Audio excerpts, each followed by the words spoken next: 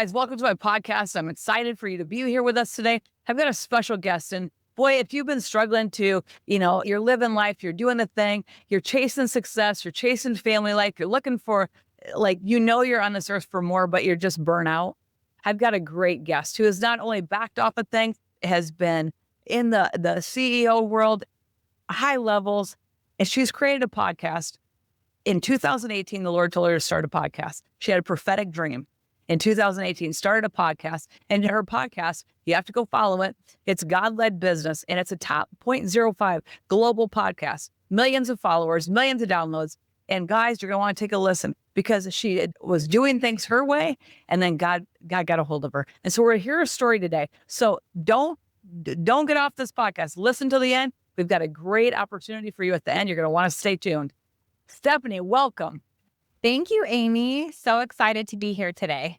I'm excited to have you. And let's start off first, give me a little backdrop into who you are, CEO, mom, wife, all the things, but tell me your story. Yeah, so I am all of those things: CEO, wife, mom, business owner, leader. But I wouldn't say that I started in all of those places. My story is that I was in corporate America, always from a young age, have been a leader. Was the one, on the stage telling Bobby, you're supposed to be the tree, stop talking, bossing everybody around in class, and kind of always had that natural leadership ability. And so I went into corporate America, didn't really know what I wanted to do with my life. So that seemed good. Mm-hmm. And climbed corporate ranks, ended up getting laid off when I was in my late 20s because they had closed the plant down that I worked in here where I live and said, you can come to Germany. We have a job for you. But at that time, I was at this crossroads, newly engaged, and my husband and I decided, let's say no to that opportunity and just see what's next. Yeah. So I was kind of in this weird unemployed place for a few months, kind of figure out, what do I want to do? And we knew we wanted to start a family. And funny enough, this was in the time where network marketing was kind of coming back with a vengeance. Right. The Lululemons and all the makeup ones and the leggings and all the things. And I ended up getting into a network marketing company. It was a skincare one. And I just decided I'm just going to do this full time. I bought into the whole marketing of it, right, line and sinker. I had never really heard of network marketing before. And basically someone told me that I wouldn't be successful. So I said, watch me, which was very much my MO at that age. And so off I went. And over the next 5 years, I hit the top 1% of that company. I was leading a team of thousands of people.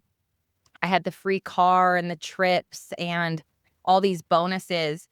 And from the outside, I was having a ton of success. And I was using social media. Facebook groups were really kind of hitting at that time. And I was learning all the nuance of networking, online networking to get it done. But what was happening on the inside was SOS. I was having anxiety attacks. I was drinking a lot. I was putting my family second. At this point, I had, I think, a 2-year-old and a newborn, married. And everything was coming second to this success because it had become this massive idol in my life that I was telling myself I had to achieve this because then it would make sense for my family and for my finances and for my health. And I just kept chasing all the worldly promises that were tied to it.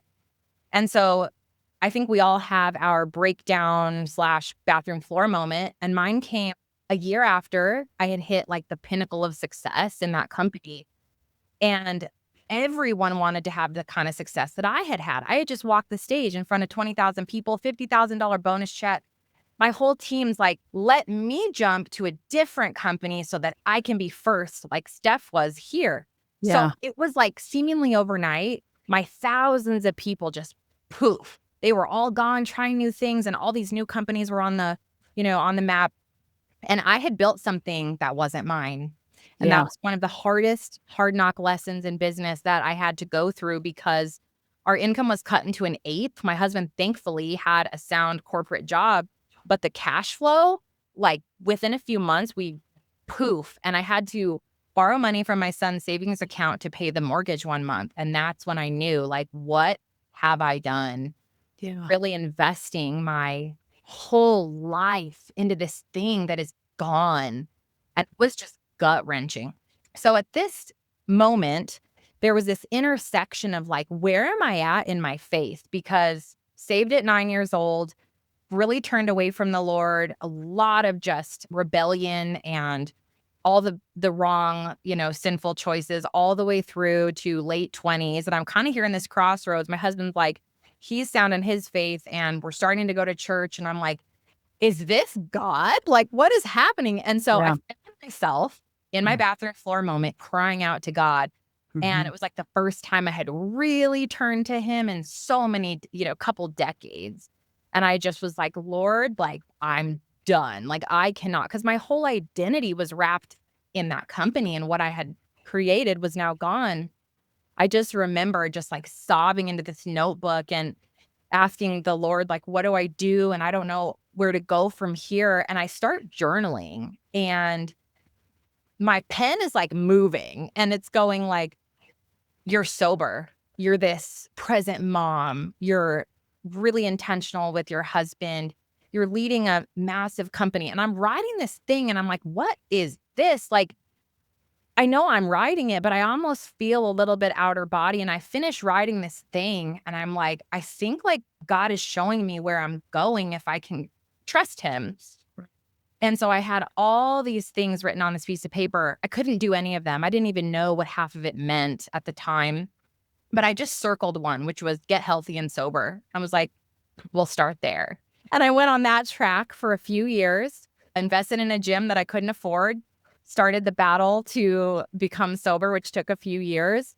And from there, every time I would accomplish something on that paper, it was like God led me to the next thing on the paper. And so in 2018, I'm still grinding it out on social media, coaching people, women here and there on their calling. I was really good at being like, this is what your business should be. This is what your business should be. And God continued to bring people, but it was very far and few between. It was like Yeah. a couple clients a month from Facebook groups, from showing up on social media. And I was trying to raise babies. I'm trying to get healthy. And I'm like, Lord, like, Yeah. I'm so exhausted. This isn't working. Yeah. And I kept praying that, but I didn't know what to do. And also I'm like chasing God, like full out for these past few years, right? Just at church, learning how to pray, opening the word of God, getting a Bible I could understand, hearing him for the first time. And I go to bed one night, it was October 2018, and I vividly in my dreams saw and heard start a podcast. And I woke up and I sat up in bed and I'm like, what? And again, Yeah. like, the words flashed before me. It's like, start a podcast.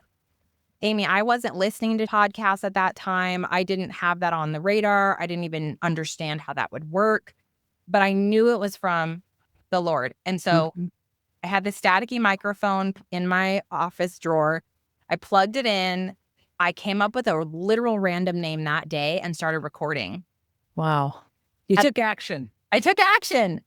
At that same time, there was a fast at church, and I knew I was supposed to lay down social media because it had become an idol again in my life. I was on there 5-6 hours a day trying to get leads, trying to grow my business, Yeah. my presence. And I said, this makes no sense. My 2 clients a month are coming from Instagram. But I knew. So I said, okay. So I shut off social medias, like abandoned them at Wow. the same time as I started this podcast. 1 year. And what happened was social media was supposed to be a month. It ended up lasting 2 years that I did not Wow. go on at all. Wow. So You didn't even post your podcast on social. nothing. Wow. I was dead to the world 2 years and I loved every second of it. 1 year in, I'm podcasting, but no socials. My company hit 6 figures again for the first time, exclusively from the podcast. People are like, do Wow. you coach? Do you coach? Do you coach? And it was like I couldn't mess it up. And for the first time, I felt peace as I sat down to record. And I felt peace as I was building. And God kept bringing like, do this next and do this next. And like, anyway, it was so different in the first company that I had built. Well, fast forward to today, I've been podcasting for almost 9 years. Wow. That's impressive. Thank you. I'm a couple Commitment. episodes from 1,000, believe it or not, Amy. And now today, I run a team of 7 people. We have 4 interns, multi-7-figure company. The podcast, like you've said, and none of that's like to toot my horn. It's to say that when I just continued to be obedient because I wanted to, because I believed that the plan God had for my business was better than my plan, the fruit of that continued to just overflow. Yeah. And so I'm sitting on the other side of it today going, oh yeah, like that made a lot of sense and that's so great. But I'm also on the other side of it today saying it was excruciating and Yeah. really, really, really hard. So that's the story. Tell me about those hard moments. Yeah. I think the hardest moments are the trust piece, because I built something out of my own hands, my blood, my sweat, my tears, and I made that thing work. So I knew that that was possible. But what I failed to remember, it wasn't sustainable. It was like quicksand just slipping through my fingers. And so as I was rebuilding the second thing, there was times where I wanted to grip it again. Like, Yeah. okay, well, let me just try this, or let's just do this new offer because everyone else is doing that. Or like, maybe I should join TikTok, which I still haven't joined. But it was like, what's everybody else doing? And you kind of get that frantic worry that you're missing out. AI, for example. Yeah. No, I'm not doing it all. And so then you have to check yourself. And it's hard. It's hard to resist the worldly urges that come upon us as leaders and business owners to chase what seems to be working for everyone else. But I had to, and sometimes I failed at this, right? And I would do it. And then I would find myself in strive mode, exhausted, burned out. There was something that was clearly telling me this isn't it, because it's not blessed. It's not easy. It's not light. It's full of fear. It's full of worry or angst or anxiety, or it's leading you to the wrong end, or it's not getting the fruitfulness that you need. So that was some of the hard stuff. The other hard things have been, I guess, trusting God in these moments that you don't see coming. For example, if we have team transition, I was just talking to you about it before we got on, Amy, like sometimes out of nowhere, things come at you as a leader, as a business owner, and you're like, whoa, like everything was working. Why is this happening to me? And sometimes it's in your personal life, like a diagnosis or something, or a death, or something's going on, and it completely derails you. And it's so easy to go, let me grip that spirit of fear real quick because that's comfortable for me to turn to. It's a coping mechanism for me versus like, let me grab the spirit of faith instead and like turn to God, because you want to turn to fixing it.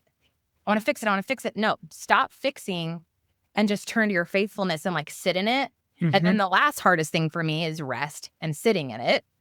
Because I am such a doer and such an action taker, it's against my nature, Right. to wait on the Lord sometimes. So those are some of the things I've struggled with, but continue to get better as you practice. Yeah. Well, I think it's just so interesting because when you think about the things that you naturally had skill and ability, and then everything your natural mind told you to do, you were told opposite of. Yeah. Right? His thoughts are higher than our thoughts. Yep. Your steps were ordered. Yeah. Right? And as you took one step, the next step unfolded. And I just think that it's so good for our listeners to hear the fact that you dealt with all the fear, the having to wait, and you did things not as the world was doing it. I think that needs to be said because, I mean, you've got the genius of God living on the inside of you. It doesn't strive with man's ways. That's right. Right? Yeah. And it is just so easy to it's so easy to look around to think that your solution is somewhere here in your peripheral instead of looking up and going, what's the solution for me in this moment? And really listening. I think the world has trained us to look at our phone and look to our competition and look to others. And I think the greatest lesson I've learned is, well, if I'm doing that, I'm not creating the business that God's already had for me. It already exists. And so I should only be looking to the orchestrator and the author of the business he's created for me for the next marching order, for the next thing, for the thing I'm missing, for the hire, whatever it is. And it takes a lot of discipline and restraint for us to control that urge.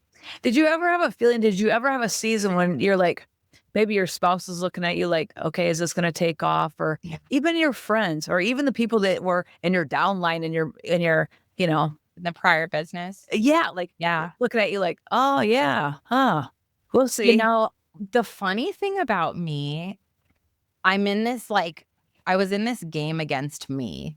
Yeah, And so I've never had a big issue with competition personally. My issue is competing with myself. right. And so as I felt like this dismal failure in the network marketing business, it was almost like I had this radical desire to like hurry up and be successful again. Mhm, Because I think for me, success always equaled love and recognition and value. I mhm, am valuable when I achieve. I mhm, am loved and seen when I achieve. mhm, And so it was almost like a panic inside of me to hurry and be successful again. And mhm. so I didn't care so much about everyone else because that broken piece was actually inside. And Right. it was I probably should have cared because what would have been hilarious, Amy, is watching me start an Amazon merch t-shirt shop. I am the worst graphic designer. I'm doing that. I'm writing blogs about how to style your mantle. I'm doing everything that I can find that the world is doing, going, something here has got to make money. And believe me, like frantically trying to chase whatever was going to replace Mhm. that success story. And so it was an absolute battle to get to the moment of like, I'm done Mhm, creating more random things for mhm. all the wrong reasons. And I'm going to sit in this until God makes it clear what I'm supposed to do. And Let's talk about that clarity piece. I often yeah, find that's the hardest thing yeah, is to get clarity on a direction, especially if you're like you've been in a path, you're bumping your head against the wall, you know there's something off, you know you need to make some kind of a shift. Actually getting that clarity, like give us some keys to how you actually came to it and how you yes. feel like this was my path. And I think what is so ironic, and just the way that God works, as I'm sitting over there dying for clarity, the thing I'm most known for today is my clarity coaching. Yeah. Yeah. Wow. Like God is so cool how full circle that he brings things. And I think the things that we all struggle with most in our own life is such a clue and indication of what you're actually called to do with your life. Mhm. And that's a big part of how I coach people. But for me, the biggest thing is the surrender of it all, Mm. because the forcing and the trying to get there, that's what's causing the anxiety and the angst of trying to get it perfect or right. We are all a messy closet. We're Yeah. sitting in the closet with jeans from 10 years ago that don't fit and shirts that we keep holding on to and they have the tags on them. Like we're in the closet going, I don't know what the perfect outfit is. And Yeah. so the best thing is to be like, Lord, take the outfit. So it's this surrender. You give it away.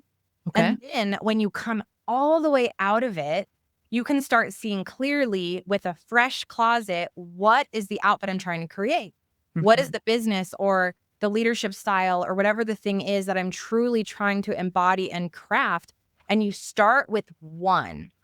The biggest thing that holds people back from clarity is they try to get to an outcome or an end result first and then Mhm. reverse engineer back into action. And that will lead you astray 1,000,000% of the time because you've never done the thing that you've never done and you don't even know where God is trying to take you. Mhm. So, really, what you do is go, okay, step one, for example, I need to write a book.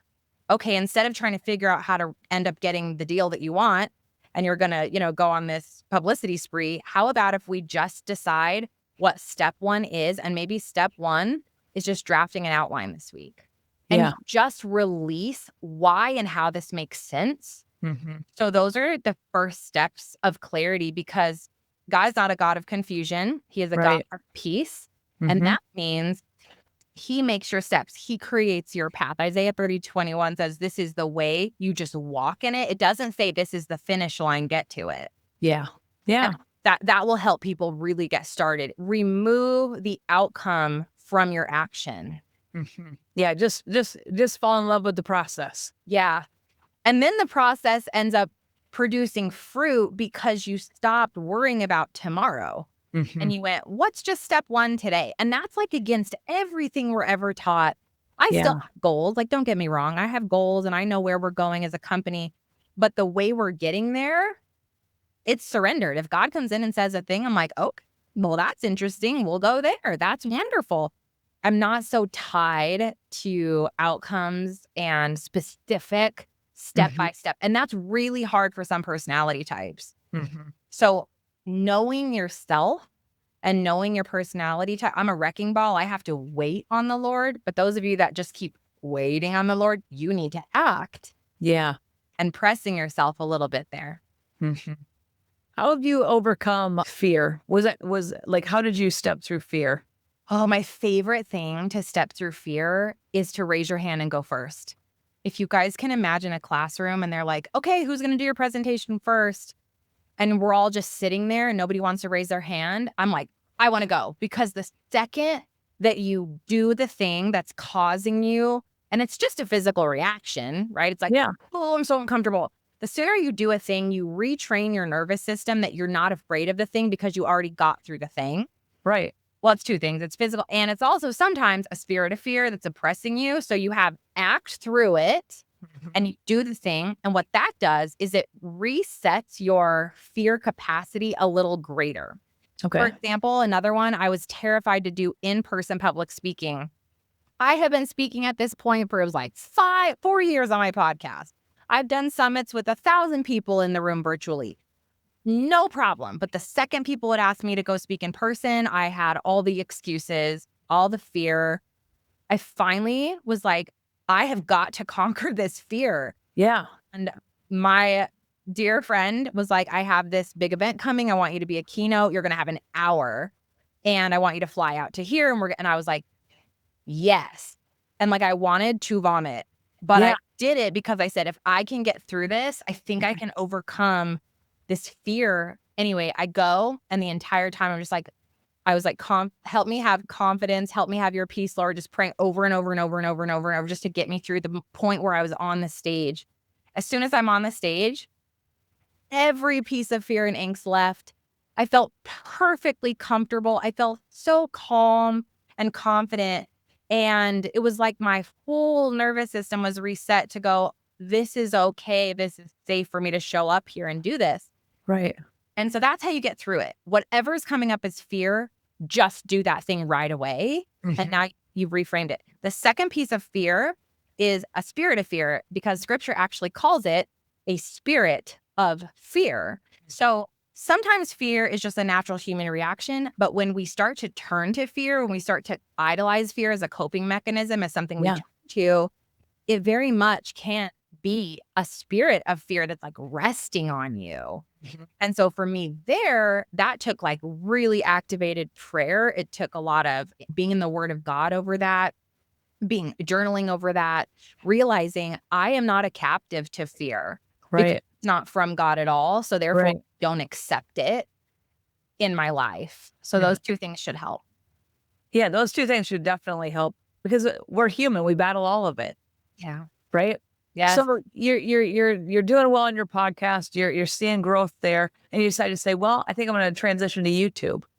Yeah. So this was really fun, and something my students ask often. It's like, well, Steph, like, should we also YouTube? And I'm like, vehemently no. And I'll tell you why. So I did the podcasting for 7 years, and that was a 7-figure income producer. I had a team.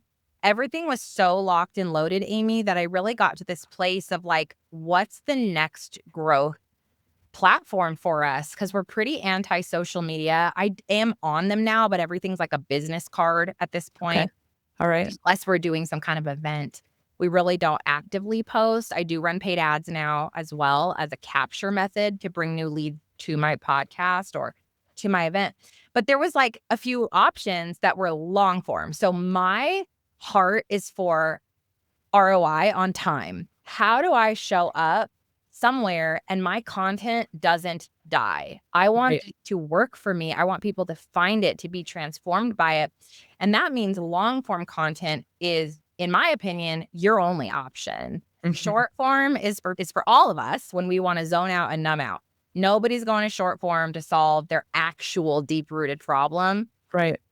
So that led me to, okay, well, what I'll do is I'll go to YouTube. And it was a really fun experiment for a whole year. It was like dismal. And I learned that I love podcasting so much because it's not algorithm based. And as long as you know the nuance of podcasting, you can get your show to rank. You can be found in all the searches. You can have Claude and AI scrubbing and giving your podcast as recommendations. YouTube is very much a more glorified version of a social media from the aspect of you got to catch the algorithm. You got to be promoted through the browse feature. And so a lot harder, Right. a lot more expensive, but I kept at it. And I had a viral video happen about a year and a half into YouTubing. And it was how to have a business meeting with God. And it was just something that I do. And I just made a YouTube about it. And I don't know, today it probably has 250,000 views and thousands of comments. And that video kind of catapulted the YouTube to start bringing in other people that, thankfully, in an evergreen long form way, because YouTube does stay there. It doesn't dissipate like social media, and driving people to my podcast. And my podcast still has the best conversion rate of any of the tools that we have in the company.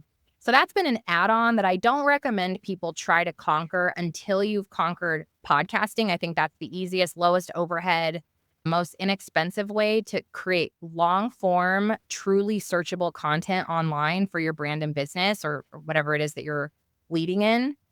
And then once that's a true revenue producer, I tell my students no less than 6 figures a year. Then you look at the next long form method. And that could be a book. It could be blog posts, what is called Substack. It could be YouTube at that point. Okay. So you stay in your lane. I stay in my lane like it naturally has to work. hardcore. Huh? I stay in my lane hardcore. You have to twist my arms so hard to come out of my lane. And I'll test things here and there. And I love to come back to like, nope, like what we are doing is 1,000,000% working. And when something is working, you do not create a new thing. You pour fuel on the fire that's already burning. Yes. Yes. How did you establish your one thing to make your podcast actually profitable? Yeah. So I think trial and error and testing, and anything in business is a test. And with that test, you need to have data to tell you, is this a yes? Is it a no? Are we optimizing? So it's been an evolution. Like I said, my podcast is 9 years in the making. This business has been in existence about 9 years. And and this probably sounds just like cliche at this point, but I just kept following God's lead. Yeah. When people were like, do you coach? I was like, God, do I coach? And he's like, yes. And I said, okay, yes, I coach. I started taking clients. And then within about 2 years, I was at full max capacity. And I had already doubled prices like over and over and over. And I still was like, I can't coach anymore. The demand was high. And so at that, Right. I was like, how do I serve more people so that I'm not so burned out? And I transitioned to a mini course. I had not a mini course, but I had an online course about starting a podcast. Okay. That course started to funnel some people. I created a clarity course and I had all these things, and people would jump around to the things and they kept saying like, okay, but like, I need the whole thing. I need the entire thing, Steph. I need to sit with you. I need to get clarity. We're going to launch a podcast, and then I need you to help me make money from it. Yeah. So I was like, okay. And I built Podcast to Profit, which is the only offer we have anymore. It's a group coaching program, and it's 6 months long, and it's the entire process in one beautiful package. And I have 6 coaches in the program, office hours.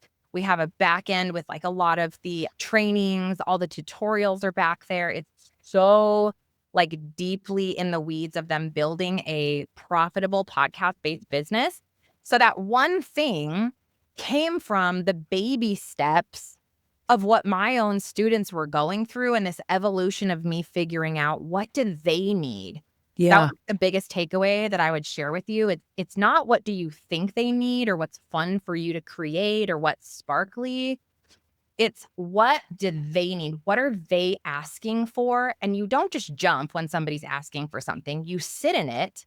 Right. You pay attention, you watch the analytics, and over years, I ended up having this revelation of like, okay, but I had to have experience of the baby stepping stones because it all came together as this massive group coaching framework that they go through today. So that's how I got there. Yeah, that's awesome. That's awesome. Guys, I hope you're feeling encouraged today. Do yourself a favor. Go to the podcast. Go to Apple Podcasts. That's your main source, right? To Yeah, God-led business. God-led business. And subscribe to her podcast. Listen to that. Join her community. How are we going to do that? Yeah, well, I have a gift for those of you that are listening. I know I've talked a lot about podcasting today and having this faith in what God wants you to do. And maybe you're just sitting there thinking, okay, but how do you do that? I don't understand how to hear from God over the business he wants me to build, or if podcasting could work in my leadership journey or my business or company. So Amy is so kind, and we work together to create a code for you guys. If you go to stefaniegass.com/gifts. So it's STEFANIEGASS.com GIFTS. You can use the code AmyW at checkout, and then it'll be free. It's a 5-day on-demand training called the Profitable Podcast Bootcamp, and it walks you through all the nuances that Amy and I have spoke on today. It has workbooks, and watch it on 2X, 2.5X, whatever you want. And we just hope that that blesses you to give you some of that maybe or maybe not this could be for me clarity that you might be wanting to know. Guys, if you felt blessed, if you have literally, if this has moved you in any way, if it's inspired you, if it's brought some level of clarity to you, please like it, subscribe to it, share it out, shout her name from the rooftops. I'm talking to a bunch of entrepreneurs and leaders, and I'm telling you, she's a person you want to plug into. Have you found more clarity? I have today, just listening to you, because it's the simple things. The simple solves the complex, right? And like in my business, I'm a realtor. We like to chase shiny objects. Yeah. What's the next shiny object, right? But it is just getting quiet and listening, being led by peace. And as you go step by step, of course, this is going to open up more doors for you. So literally, guys, I love you. I'm thankful to have you listening to our podcast. Know you're on this earth for more. You're created for greatness. And so dig in. You've got one life. Don't waste it. Throw it all at the wall and go all in. Check out her podcast. And Steph, thank you so much. It's been an honor to have you. Oh, thank you for having me, Amy.